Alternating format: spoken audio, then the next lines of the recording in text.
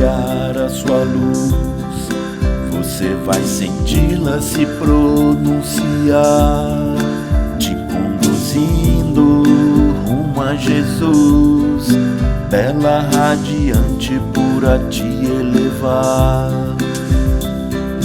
Todos já sentimos vibrar, por um instante, um segundo qualquer, nos momentos mais fecundos do nosso ser.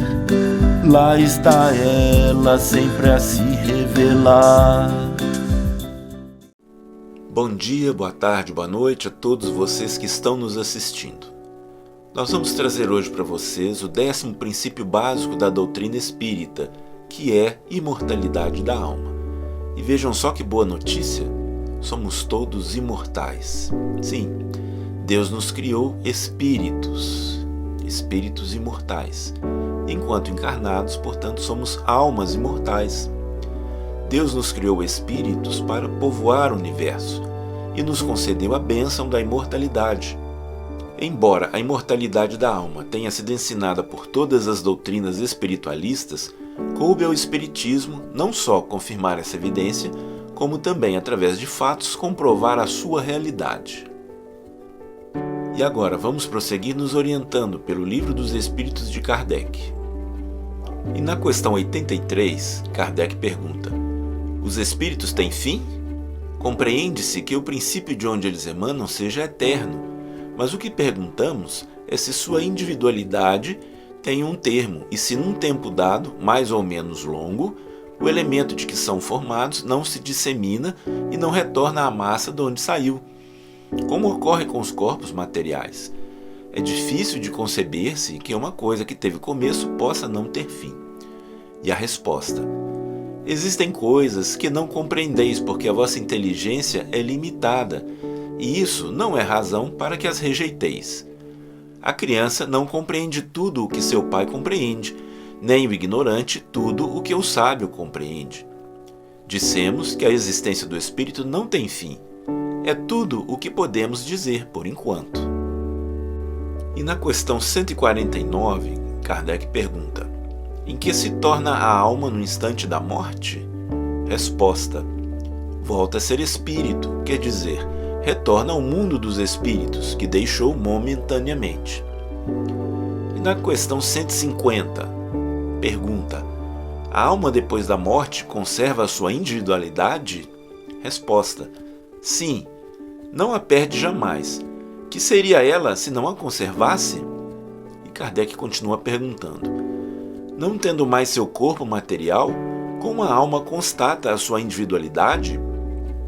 Resposta: ela tem ainda um fluido que lhe é próprio, tomado da atmosfera de seu planeta e que representa a aparência de sua última encarnação, seu perispírito. Kardec continua perguntando: a alma nada leva consigo deste mundo? Resposta: nada mais que a lembrança e o desejo de ir para um mundo melhor. Essa lembrança é cheia de doçura ou de amargura, segundo o emprego que fez da vida. Quanto mais pura, mais compreende a futilidade do que deixa sobre a terra. E na questão 151, pergunta: que pensar da opinião que após a morte a alma volve para o todo universal? Resposta: o conjunto dos espíritos não torna um todo? Não é todo um mundo? Quando estás numa assembleia, és parte integrante dessa assembleia, e todavia tens sempre sua individualidade.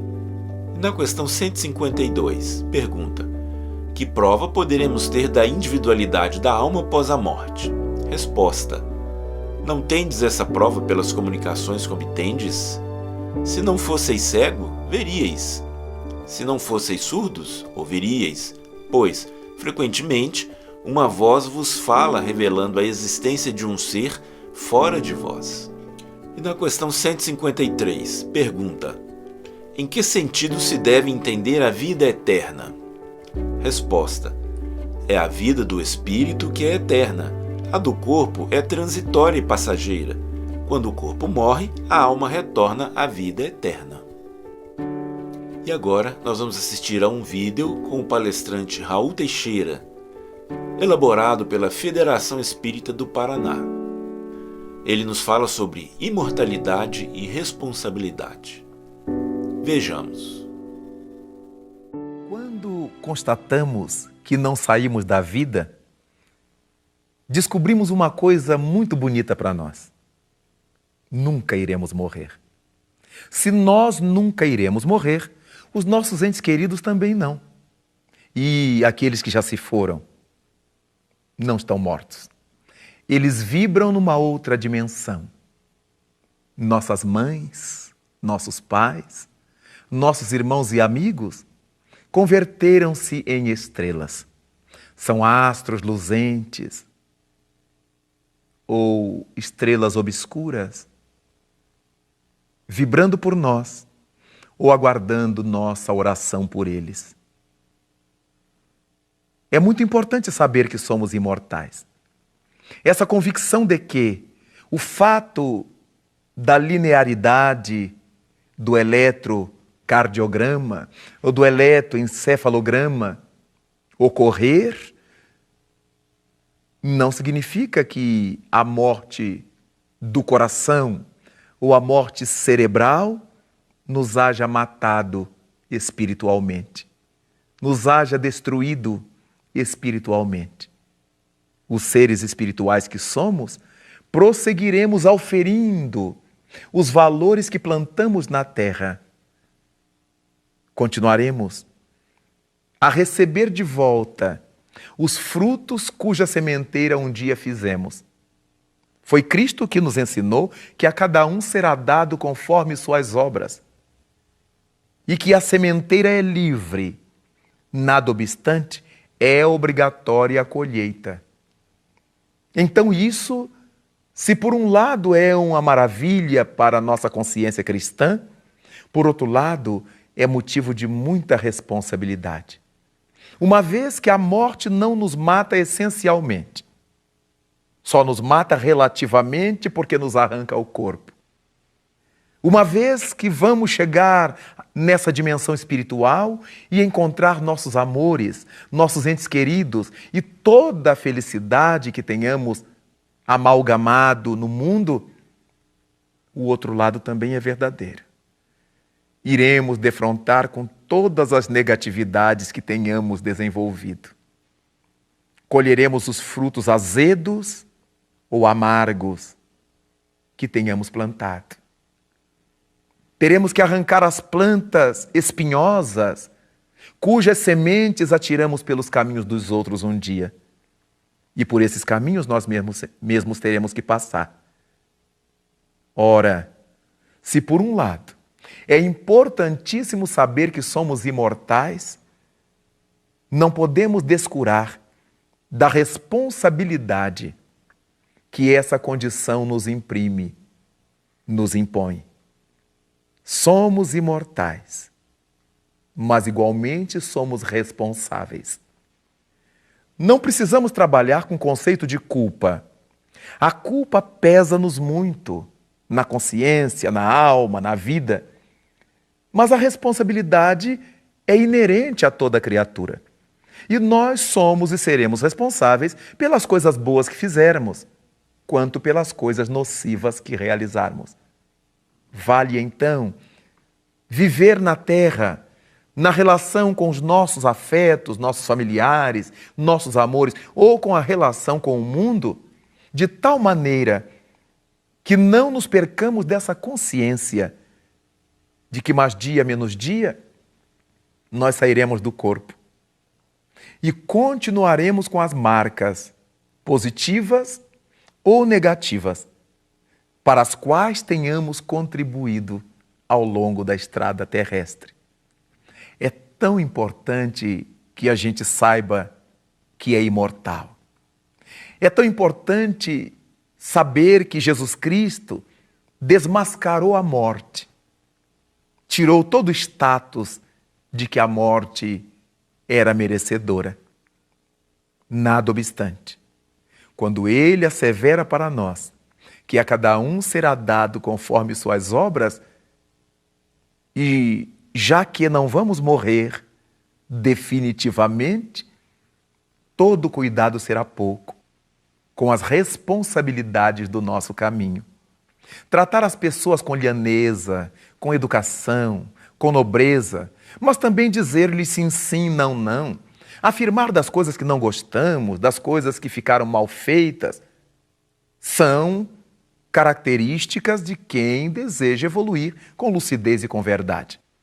Não é pelo fato de respondermos pelos nossos atos que não teremos os nossos atos, mas vamos procurar tê-los muito bem feitos.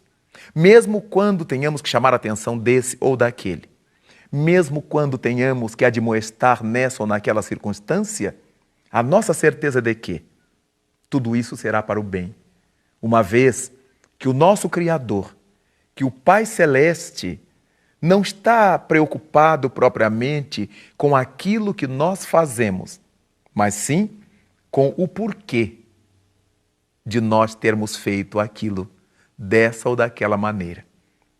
Vamos ter essa consciência de que o fato de não morrermos jamais, ao invés de nos permitir uma vida solta e leviana, nos impõe uma vida regrada, disciplinada, ajuizada, para que, quando saiamos daqui, encontremos um grupo de almas queridas que nos recebam com carinho pelo dever retamente cumprido. E aí então juntos diremos: Ave Cristo, pela imortalidade que tu nos demonstraste. E agora nós vamos trazer as palavras de Miramês a respeito do assunto imortalidade da alma.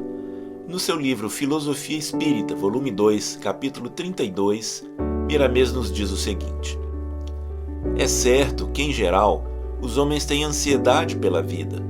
Se ela terminasse no túmulo e com isso o espírito tivesse fim, seria fator de desestímulo para todos os homens da Terra e dos outros planetas habitados para os quais a evolução e o progresso não existiriam.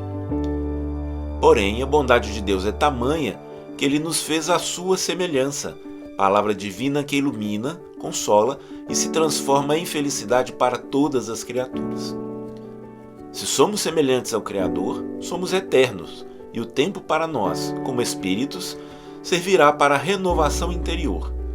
As maiores provas da imortalidade e da individualidade da alma são as comunicações dos espíritos que viveram na Terra, generalizadas em todo o mundo, desde o homem primitivo até as altas civilizações do planeta. Não existe uma família sequer que não tenha um fenômeno a contar sobre a visão ou dos sinais dos seus amigos ou familiares, que já passaram para outro lado da vida, que voltaram para comprovar que eles não morreram com o corpo. As provas da existência da alma podemos encontrar em todos os fenômenos da natureza humana e da natureza divina, mas a verdadeira prova somente encontramos no mundo interno das nossas consciências, e essas experiências são individuais. O maior professor nesse caso é o tempo, que funciona sob as bênçãos do Todo-Poderoso. A própria ciência, com o tempo, é que irá propagar a existência da alma. Ela se encontra a caminho das verdades espirituais, verdades essas que todas as religiões vêm propagando há milênios. O Espiritismo desfraldou a bandeira da imortalidade, com provas das mais lúcidas. Ele vem ajudar as outras religiões a sustentar que a vida continua, com mais amplitude de consciência. Concluindo os estudos de hoje, temos a acrescentar que a imortalidade da alma é uma das mais importantes revelações para a humanidade, pois através dela nos asseguramos da realidade do futuro e da certeza de atingir a perfeição a que todos nos destinamos. Certos da imortalidade da alma e de sua individualidade, sentimos-nos felizes e confiantes num futuro muito melhor. Prevalecendo nosso aprendizado e as nossas conquistas espirituais após o túmulo, só nos resta batalhar pela implantação do bem e do amor em nós mesmos, para nosso equilíbrio e felicidade no porvir. Esperamos ter trazido luz a esse assunto imortalidade da alma e que nós possamos continuar os nossos estudos nessa maravilhosa doutrina espírita. Fiquem com Deus e mantenhamos Jesus em nossos corações. Até a próxima. Por mais queres que façamos, ela nunca vai se apagar, pois é dádiva de Deus para com Ele um dia podermos nos encontrar. É uma explosão de emoções que a todo seu ser vai fazer brilhar, refazer sua ligação com Deus, e felicidade total vai brotar. Deixe brilhar a sua luz, dentro de você ela quer irradiar, fazer-te anjo, fazer-te jus, e tudo à sua volta vai se iluminar. E tudo à sua volta vai se iluminar.